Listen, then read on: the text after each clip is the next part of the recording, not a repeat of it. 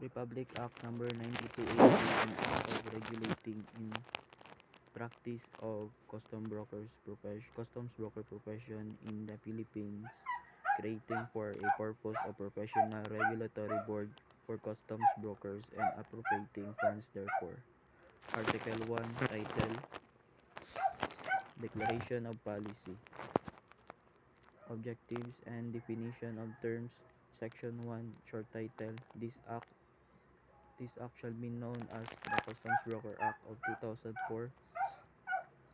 Section 2, Declaration of Policy. It is hereby declared the policy of the state to give priority, attention, and support to professionalizing the practice of customs brokers profession in the Philippines, which will be beneficial to the country in general and to the economy in particular. Pursuant to the national policy, the government shall provide a program to set up a climate conducive to the practice of the profession and maximize the capability and potential for our Filipino customs workers. Section 3, Objectives. This act provides for and shall govern first, standardization and regulation of customs administration education.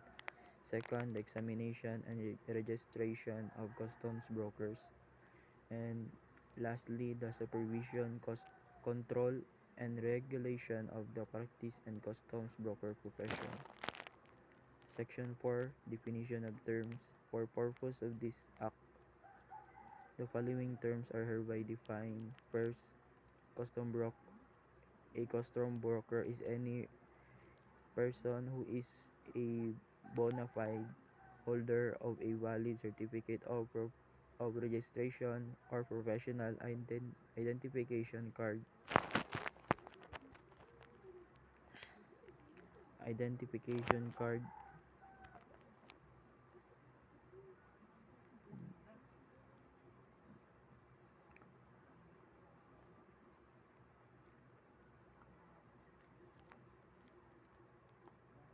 Identification card issued by the Professional Regulatory Board and Professional Regulation Commission.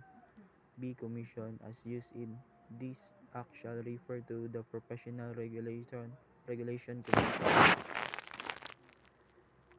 Lastly, Board as used in this act shall refer to the Professional Regulatory Board for Customs Brokers. Article 2, Professional Regulatory Board for Customs Brokers. Section 5, Creation and Composition of the Professional Regulatory Board for Customs Brokers.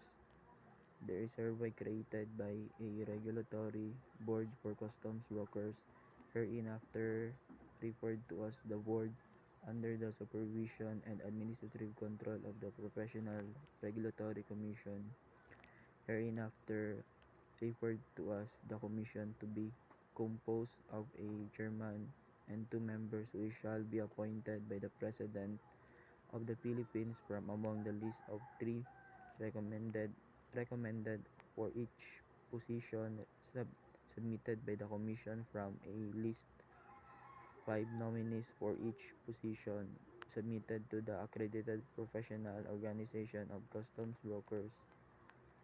The new board shall be constituted within 3 months from the effectivity of this act. Section 6, Scope of the practice of customs brokers. A customs brokers profession involves services consisting of consultation, preparation of customs requisite document for imports and export, declaration of customs duties and taxes, preparation, signing, filing, lodging, and processing of import and export entries, representing importers and exporters before any government agency and private entities in cases related to valuation and classification of imported articles, and rendering of other professional services in matter relating to customs and tariff law in procedure and practices. Section 7. Power and function of the board. The board shall the following powers and functions: first, promulgate, administer, and enforce rules and regulation, including the Code of Ethics, Code of Technical Standards, and of customs brokers necessary for carrying out the provision of this act. B. Supervise and regulate the licensure, registration, and practice of customs broker profession. C. Determine and evaluate the qualification of applicants for registration with or without the prescribed licensure examinations and for issuance of special temporary permits. D. Prepare and modify the questions for examinations and prescribe the syllable of the subject for examination and their relative weight. E. Register successful examinees in licensure examination and issue the corresponding certificate of registration and professional identification card. F.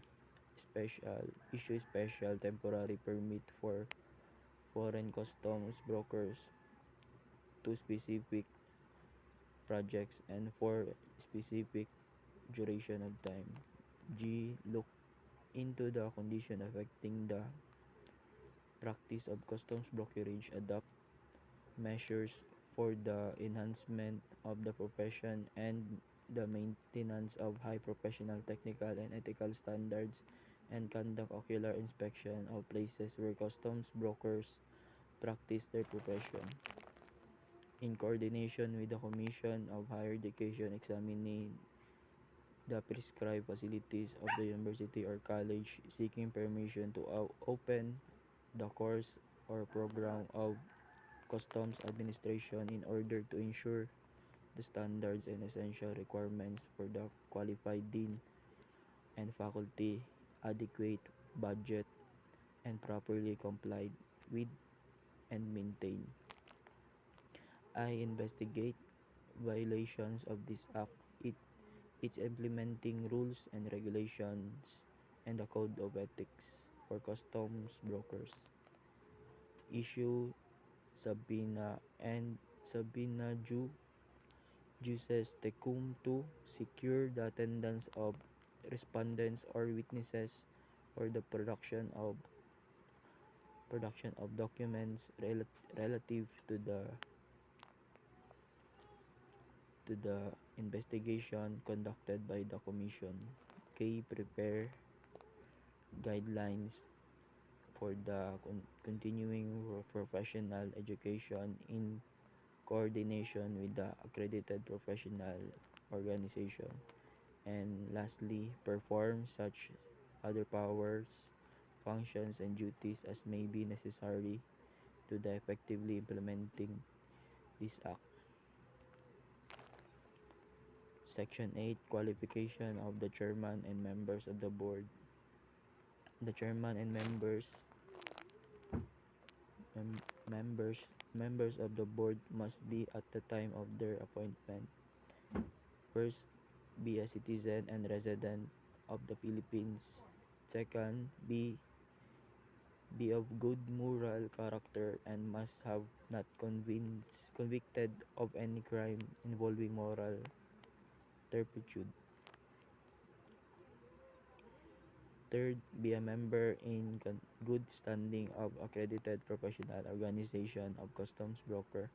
Fourth, be a graduate of bachelor's degree in customs administration or a holder of master of degree in customs administration conferred by a college or university duly recognized by the government or